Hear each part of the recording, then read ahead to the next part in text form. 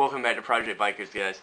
We finally got in the ZX600 gas tank. So we're going to install that today, and hopefully we can get the bike running. The gas tank looks pretty good. It has a couple dents. One here. Another one here. Two small ones here. Small one here. And that's about it. So I kind of figured this was going to be the problem, but I had to remove the carburetors because the jets weren't working properly. It wasn't giving the bike the gas that it needed to crank. So pulled those off. It's really simple to pull them off, especially when the bike's already torn down like this. It's really simple to take the carburetors off. It's just 4 little Phillips head screws. You just loosen those up and you can pull it right. Alright, first thing I'm going to do is take apart the carburetor on the right. Okay, so all you have to do is remove the 4 Phillips head screws, and then the ball will come off. Like that. Then we have to pull out these jets and clean them.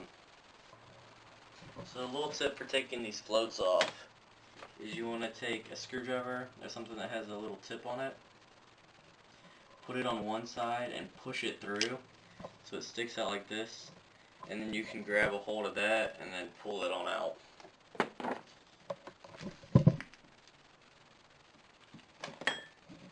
So grab a hold of this right here.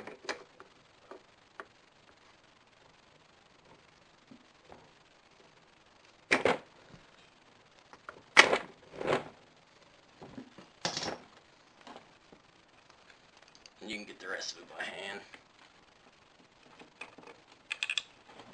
Like that. As you can see, someone had broken the float already. So I actually am going to put it back together with this broken float just to see if it will crank up. But I'll definitely be replacing that in the future. I think the problem was these little holes right here where the float goes into that allow gas to get into your carburetors. I think that they were clogged because whenever I was blowing air into this little port right here, which is how you get gas into your engine, I couldn't get any air into any of these 3. I could only get air into this one. So I just cleaned all these out, and a little bit of gunk came out of this one back here.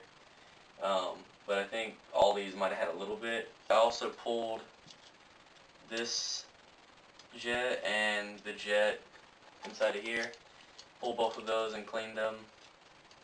I'm going to now throw the floats back on and hook it back up and see if it will crank up. Another thing you can do is you can take off these caps right here with a drill. This one's already uncapped, and you can take those jets out and clean them and then screw them back in. What that is air fuel mixture screws, so you can adjust those as well. A lot of people would say you should only do 1 carb at a time, but it's really helpful that I found to, if you take off at least 2 at a time, you can get in there and pull these little pins out a lot easier than if the bowl was still on here, because then you're going to be running into this trying to get it off. Another tip for getting these little pins back in, if they don't want to go by hand, you can just very lightly tap them with the rubber end of a screwdriver, and they'll just go right in, and it won't damage anything. Okay, the carburetors are clean. It's ready to install. Okay, first part of reinstalling the carburetor is pretty simple. You just put it in here, line it up, get its holes, push it in. You want to make sure you feel the carburetors pop into place. What you want to do is you just want to screw in these screws.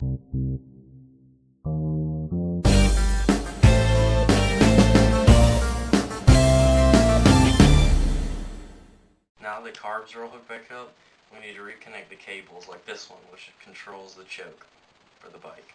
It attaches right here, and right here, and when it's pulled, pull this across and chokes the bike. So it makes it easy to crank. I also have to hook up these cables for the throttle. I should have attached these before attaching the carbs back to the bike. I now have them both attached. It was too hard to do it with the carburetor still attached to the bike, so I had to pull the carbs back off. So now I'll reattach them, and then I'll show you guys how to hook up the tank. I should have showed to you guys while the carburetor was off, would have made more sense.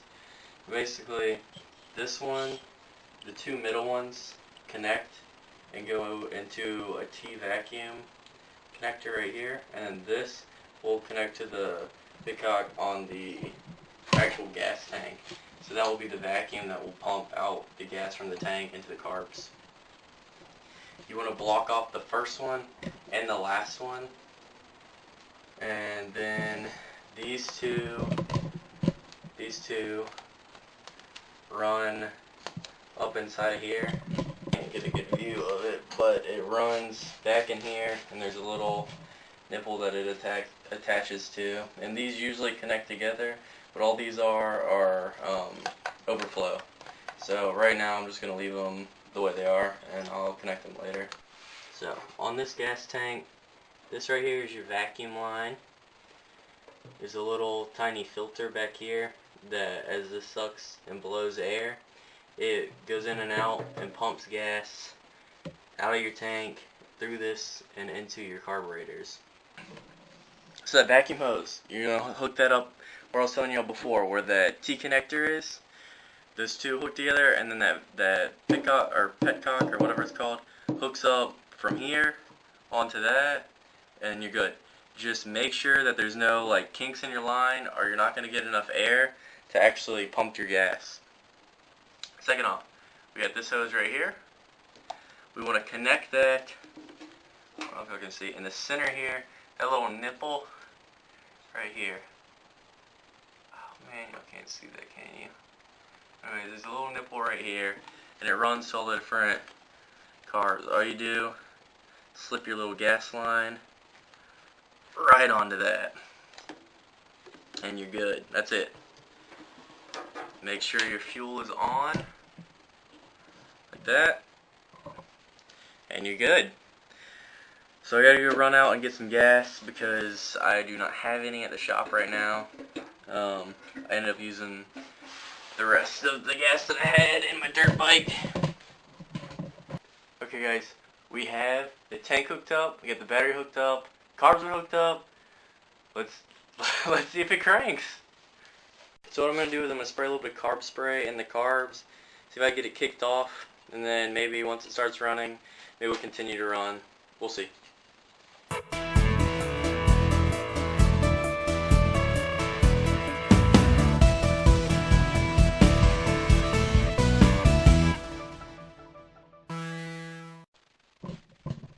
I'm going to have to go back with my original thoughts that with me spraying that much carb cleaner in there, it should have fired off way, like, super fast.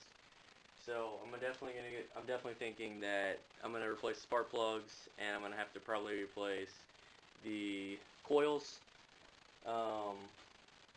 Might start with spark plugs, see what it does. If that doesn't do it, you know, throw on some coils, and if that doesn't do it, then I'll have to look at something else. But with me spraying that carb cleaner straight into the carbs and it's still not cranking, I think it's the problem's spark now. So that's where we're at, boys. We'll see what happens. Hey guys, I got some good news and some bad news. So we got the ignition in, and we got the gas cap in.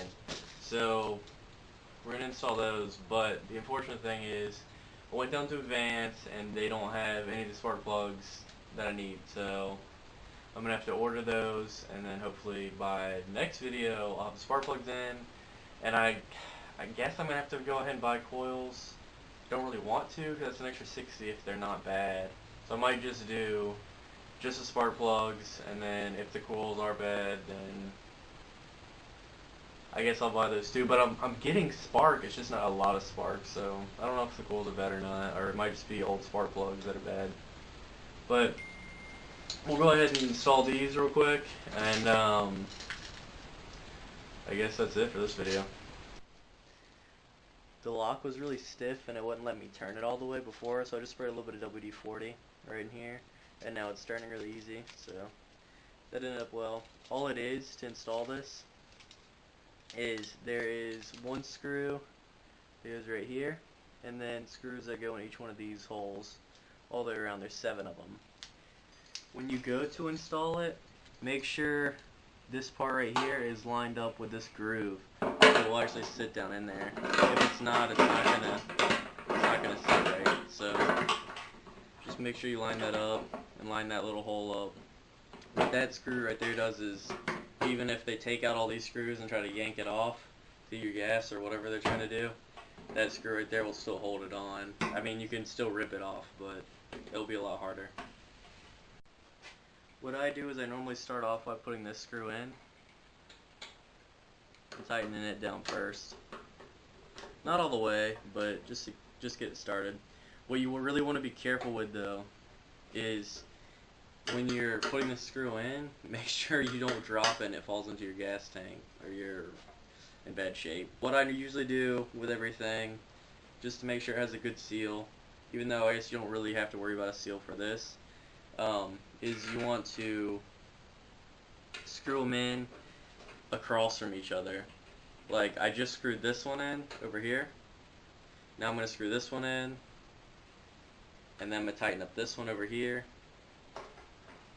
What you're actually supposed to do whenever you're trying to get something to go on like even is what you do is you tighten this up to a couple pounds, this one a couple pounds, this one a couple pounds, and go all the way around, and then come back and tighten it all the way down. But this doesn't really matter, so I'm just tightening them all the way down as I go. So then again, cross, go over here. Next one I do will be over here, then over there, and then this is on, done, easy.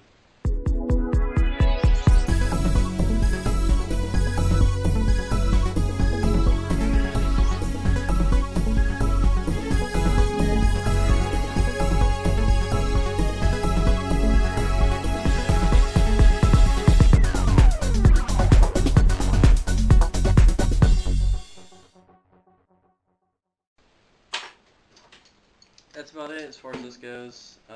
I don't think I'm going to actually install the ignition right now. You can't just take a screwdriver or whatever and take them out because there's nothing there. What you do is you come back with a side grinder and you just grind a little line in it, and then you can take a flathead screwdriver and just screw them out. And so that's all it is to replace that. But I can't do it right now because my air compressor isn't working, so I can't use my side grinder. But that's about it. I'm still gonna hook it up and see if it works. Okay guys, so ignition's hooked up. All I did is plug it right into where the old ignition was. Let's see if that actually works. I haven't tried it yet. So here we go. Oh. Hey! We have lights! Blinkers work. Nice. I don't know what that does. Oh, horn doesn't. Oh, I forgot. I unplugged the horn. It's like, what does the horn work? Oh. Everything works. Oh my god. Oh, this is your emergencies. I didn't know what that was. Nice. Hey, we got it working, boys. So, we got everything hooked up. We gotta wait on spark plugs, and then maybe it'll crank up. I'm hoping it should. We're definitely getting fuel because I smelt the spark plugs when I pulled them out, and they smell like fuel. So they're definitely getting the fuel that they need, but they're just not getting enough spark. So it's got to be coils, spark plug, or both. I'm just gonna get the spark plugs for now, and if it turns out that I have to go and get the coils later, then I'll do that. So hopefully in the next video we'll have this thing running and we'll go for like a little test drive or something. It'll be fun. If you enjoyed the video, please like and subscribe. Again, thank you guys for watching.